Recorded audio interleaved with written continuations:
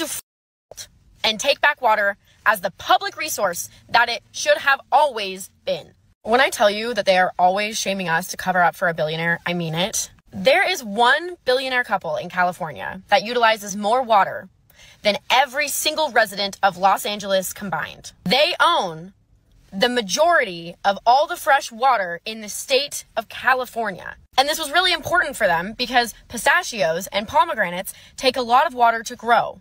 So they purchased the majority of all of the water in California in order to grow their crops. And then they strong-armed all of the other farmers growing pomegranates and pistachios out of the market so that they could charge $7 to $10 for a single of pistachios. But let's also talk about Fiji water.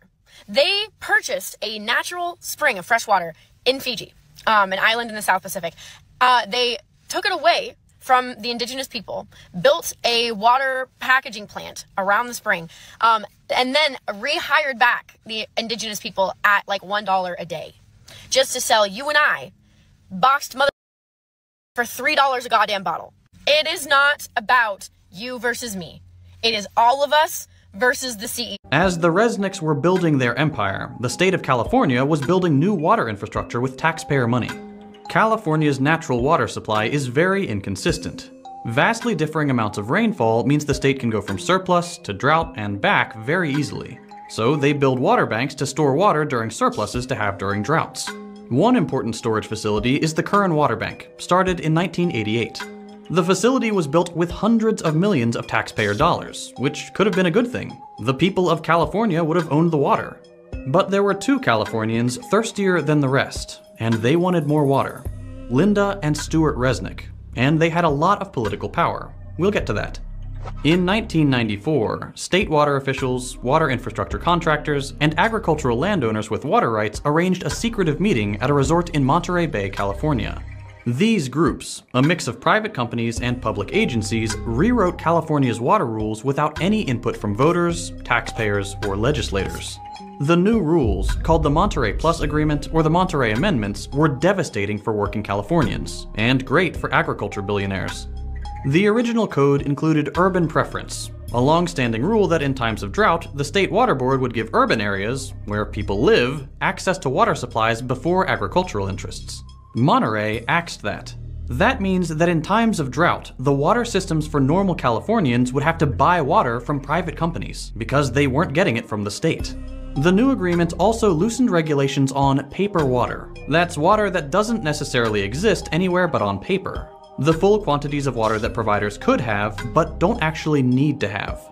Today, 5 times as much water has been promised and sold as actually exists. And importantly, the meeting changed ownership of the Curran Water Bank. What once belonged to the state was transferred to a few private water contractors, one of which was Westside Mutual, a wholly owned subsidiary of Wonderful Foods. The wonderful employee who runs Westside, Bill Phillimore, is the chairman of the public organization that manages the Curran Water Bank. Boom. One secret meeting, and the Resnicks owned nearly 60% of an important California water resource, built with hundreds of millions of dollars in taxpayer money. The new ownership, combined with the rules on paper and surplus water, meant that during times of drought, the Resnicks could sell Curran water back to the state water systems. They took Californian taxpayers' water and sold it back to them, both literally as the water supply and also to grow expensive food like gourmet pistachios and pomegranate juice. They converted the people's water into products many can't afford. And that's just one water bank. The Resnicks also have control of other water boards and have been sued for directing more water towards their properties. So how do they get away with this Chinatown-level chicanery? Gonna be a lot of irate citizens when they find out that they're paying for water that they're not gonna get. With philanthropy. The Resnicks donate millions of dollars to politicians and research institutions, which help them secure control over water systems, and even get more water and more taxpayer funding. One important project is the proposed California Delta Tunnel, a taxpayer-funded project which would send water from Northern California to Central, where the Resnicks farms are. They've spent hundreds of thousands of dollars on state and federal legislation and politicians who support the tunnel project. But their favorite politician is Senator Dianne Feinstein. You come in here and you say it has to be my way or the highway. Chair of the Energy and Water Subcommittee. She's a close personal friend of the Resnicks, attending their holiday parties in Aspen and maintaining their financial interests. A quick look through the bills she sponsored shows several which would direct money to Kern adjacent water projects.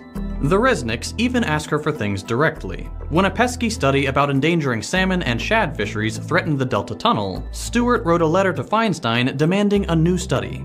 She immediately forwarded it to the Obama administration, who agreed to spend $750,000 on a new study. It returned the same results as the first one. Can't buy science. But the Resnicks have tried. They are among the top donors to the University of California system, with their donations focusing on agricultural and ecological studies. The Resnicks have basically bought entire departments who put out studies on how water systems should be managed, and where funding should go.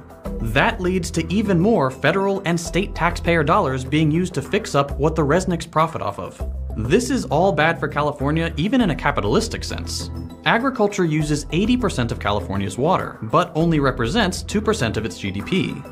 The Resnicks' water monopoly is just one way their quest for wealth hurts the rest of us. They allegedly lobby for increased tensions with Iran to keep embargoes on superior Iranian pistachios. Their giant crops lead to monocultures which kill important pollinators. They siphon taxpayer dollars into the company town charter schools they own, set up to train children to work for their farms. And of course, like any company of this size, they exploit their workers. We need to treat water for what it is: a necessary public resource, a human right, and something that shouldn't be owned by anyone, and work towards legislative change that stops people like the Resnicks from stealing it.